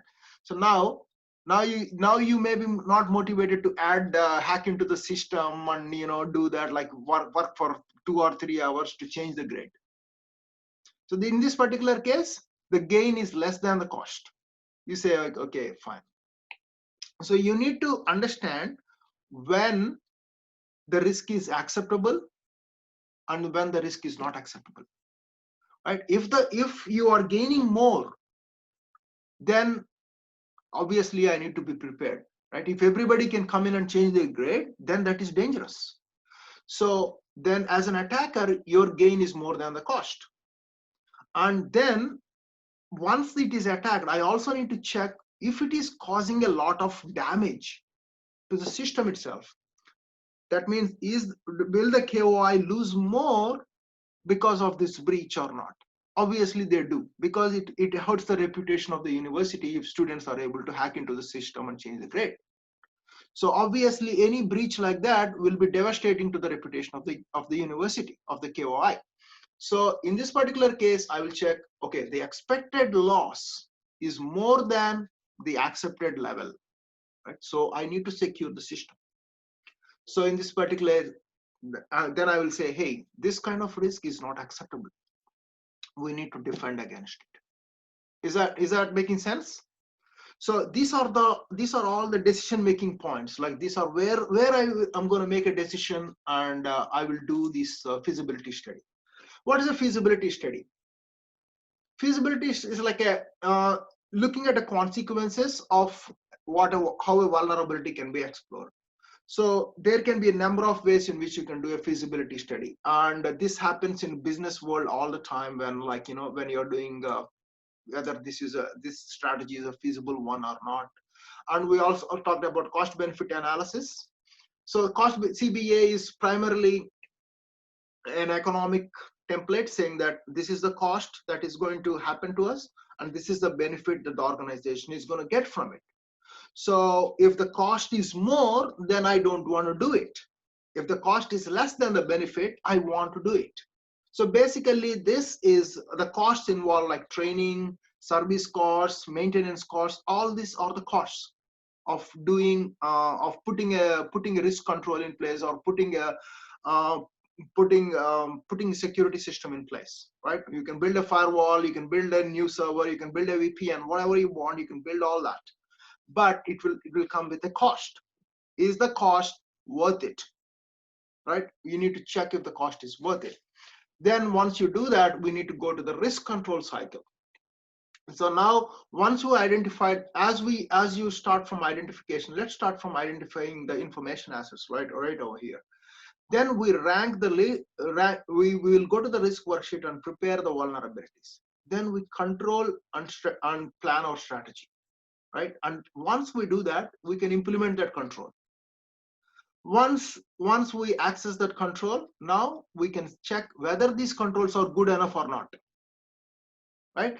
If these controls are saving our what they are intended to do. If they are not, then you need to implement the control again, right? You need to devise a new plan, devise a new strategy, and then implement that control again, whatever control you want to put, and then check if that is there. If it is not there, so you need to make sure until your controls are enough to prevent that risk. Okay, is that clear? So you need to go through this loop until you are happy with the unit. You will go like this, like this, like this.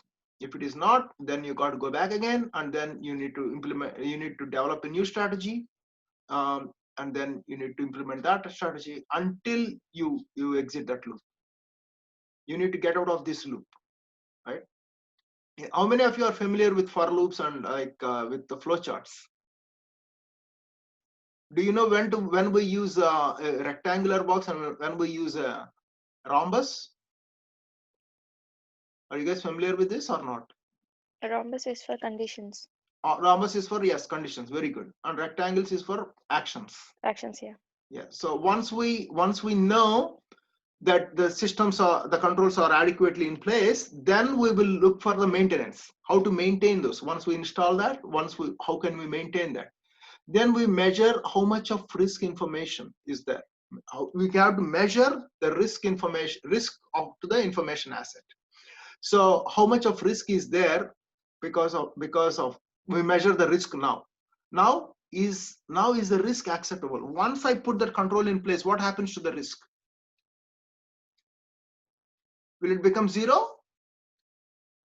Once I put a risk control in place, what is the effect of that? The risk get controlled. The risk get reduced, right? Reduced, yeah. So if it is reduced to a very small level, like you cannot really completely make it zero, right? You can make it, there will be still some residual risk that is there, right? We talked about that. So Yes. if once we have that risk, then if it is not acceptable, right? If you still have a lot of risk remaining in it, like, you know, earlier it is 90% risky, now it is only 85% risky. That's not good. So you got to go through the process again. But if the risk is acceptable, then you can measure risk again. You can go through then this is the process of risk control. This is how, when the risk is acceptable, then we need to measure the risk to the information asset. Okay, and then that's it. That's the end of it. So what we can put the controls in place that are good for our system. Any chart? Somebody charting? Okay, all right. So now there are two other kinds of risks that are also important. One of them is qualitative and other one is quantitative risk. If you look at a quantitative risk, is something that we have actual numerical estimates. That's called a quantitative risk assessment.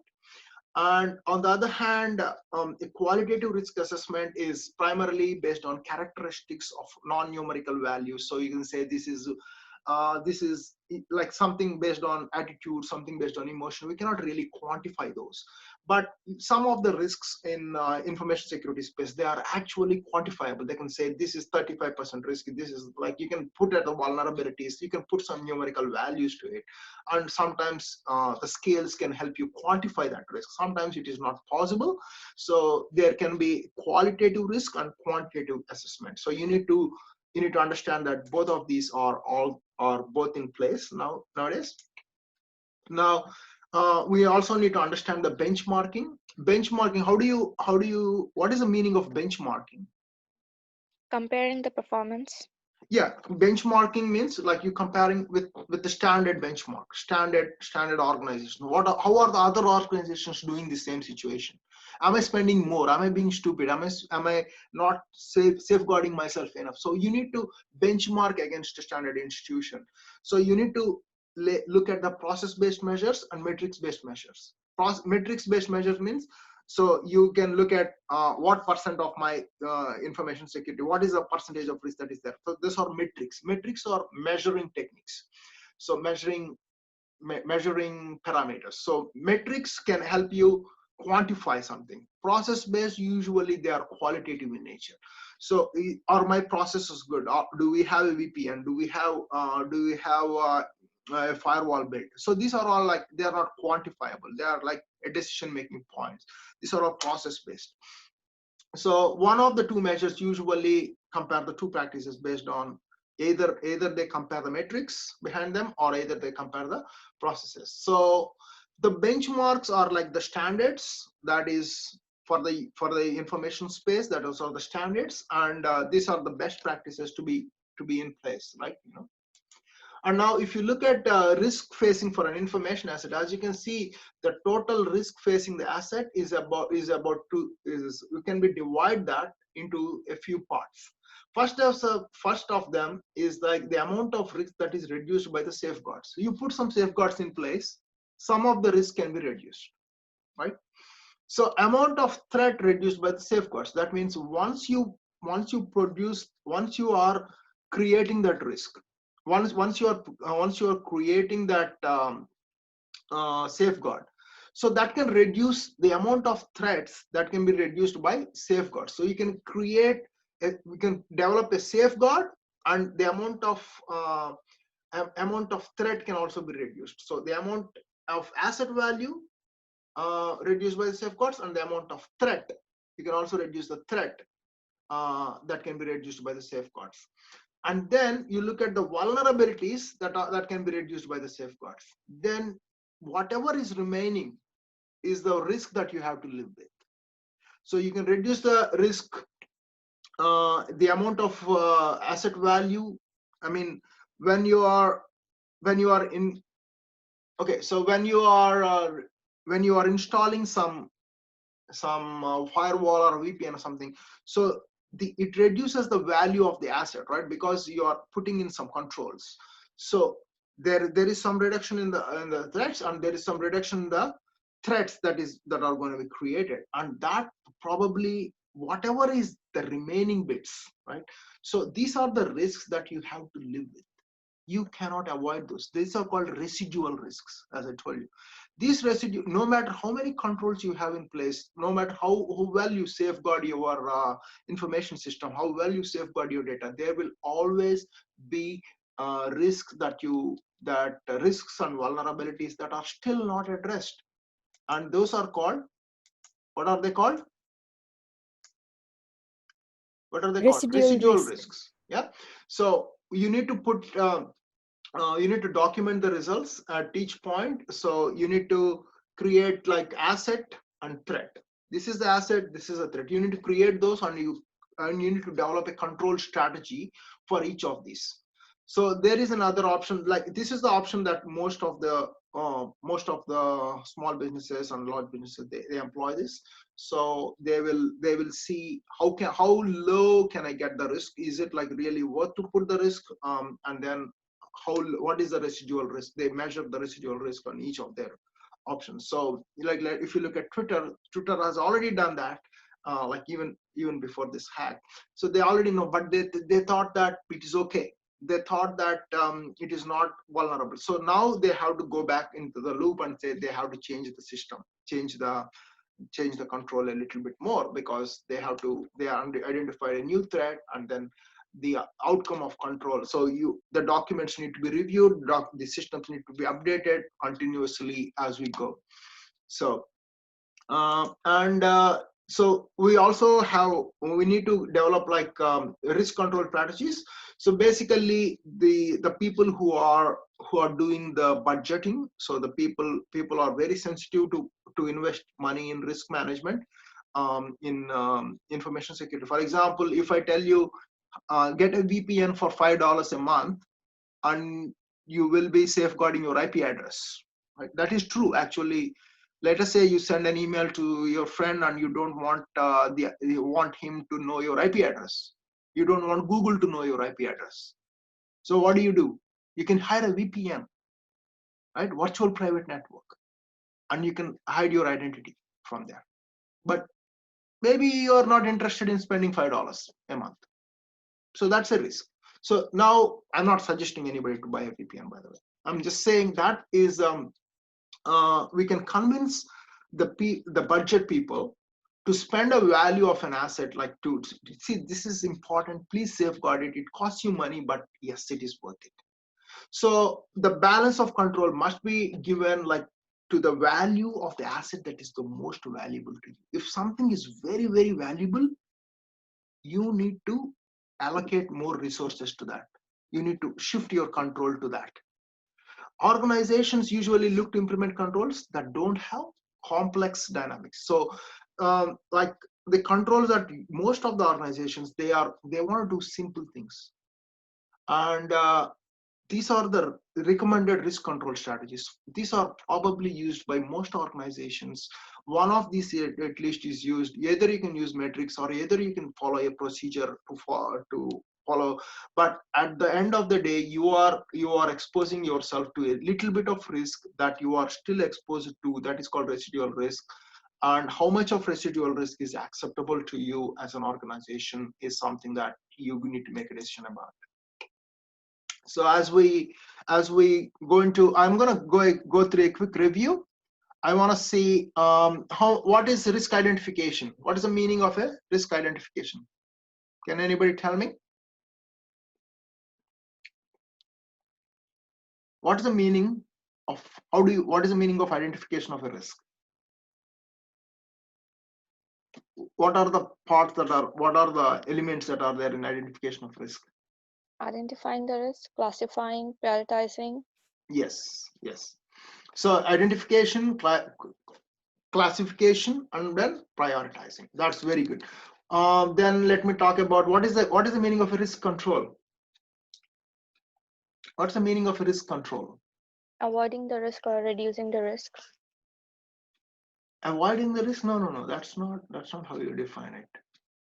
It's a process of reducing the risk. Process of dealing with the risk, not reducing the risk. Process of dealing with the risk. Sometimes you accept the risk, right? You don't reduce the risk.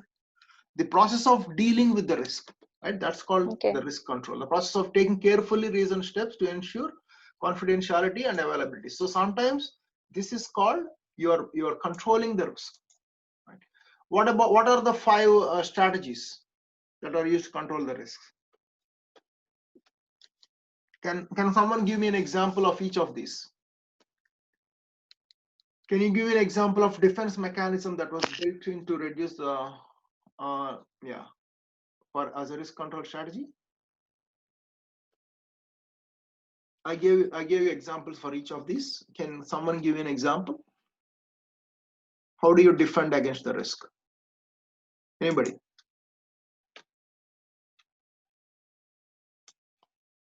Do you think Zoom is secure? Do you think Zoom is secure? And can we prevent other people to join our class? External people? No, sir. Secure in a sense like a privacy breach, or can like one of you can actually give the link to somebody and they can join. Like how can I prevent that? By password. No, I give the password to everybody, right? So we can't let us prevent say them. one of you want to let your friend in. Maybe host can only make the limitation of that number of people. Not number of people. Like Zoom is not secure, host should get the access for their thing, like allow the permission. Like if a person is entering and he should the account details, the account can be, but it's not secure. It's not like Zoom is not the secure source. Can't prevent it because, like, Yes, sir. Zoom is not we secure can because give our account anyone details can to join the anyone. same link that is for anyone's class. Like if your class is going on, so anyone from other group, they can join the class and they can see what is going on, and they can easily breach the system security.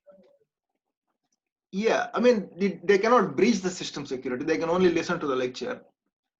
So in this particular case, if I go here, right? Let me go here. Okay, in this particular case, is the attackers gain more than the cost? So let us say somebody figure out their try to figure out their password, right? What would he gain? will just gain an access to a lecture. That's no big deal. Like I don't mind anybody, like an external person listening to the lecture. It doesn't affect anything, right? So But in this what particular if case, we the are not gain able is to not. lecture? What if we are sharing the confidential information like our intelligence agencies or our police department said? What if, sir, there is some kind of secret meeting going on, and someone just try to breach the security of the, I mean, just security of the meeting. So like anonymous can be join, and Yeah, so we can avoid anonymous people joining. And what if, like, let us say you lost your cell phone somewhere, right?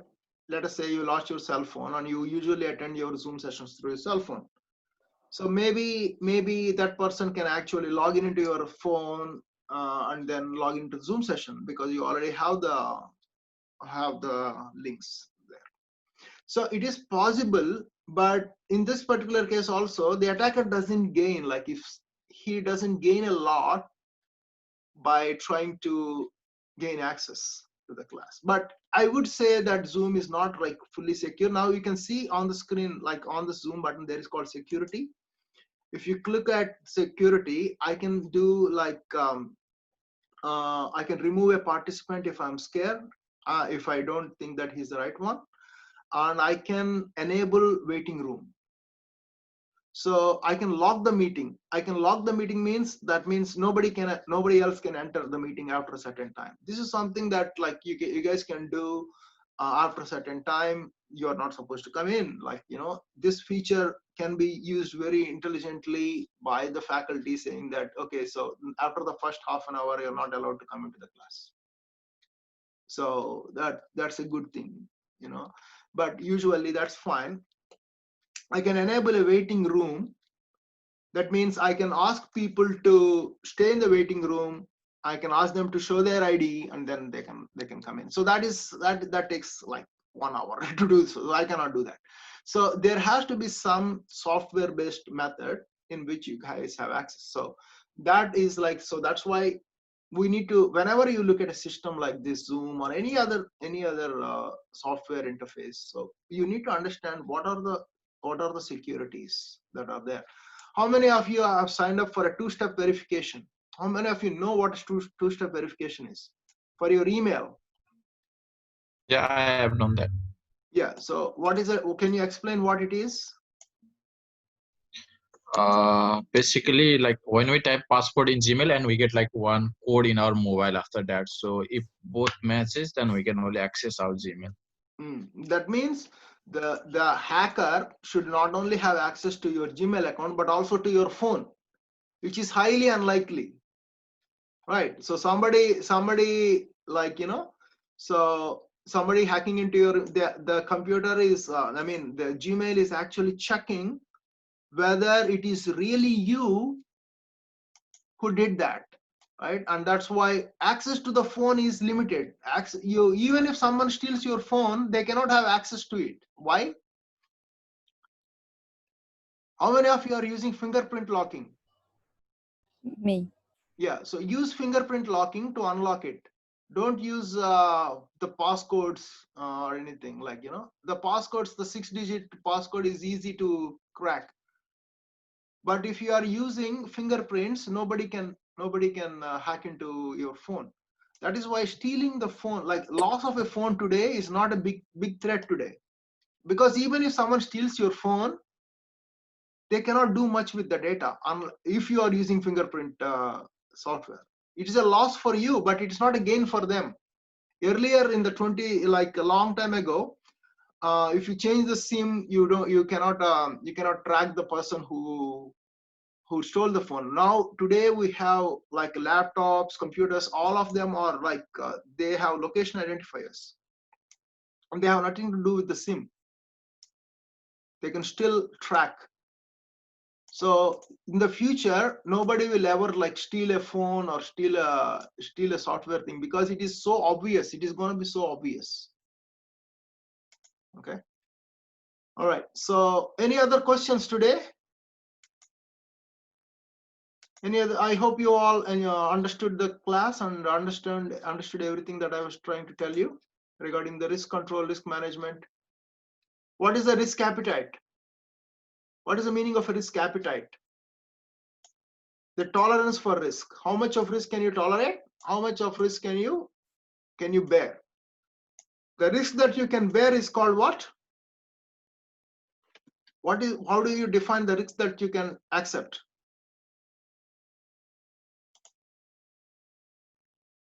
Tolerance. Yeah. What? Yeah, the risk control. What? Yeah, that's called the risk that you can accept. That's usually after a risk control cycle. That's called residual risk. Okay. So what are the two risk control strategies? How do you select a risk control strategy?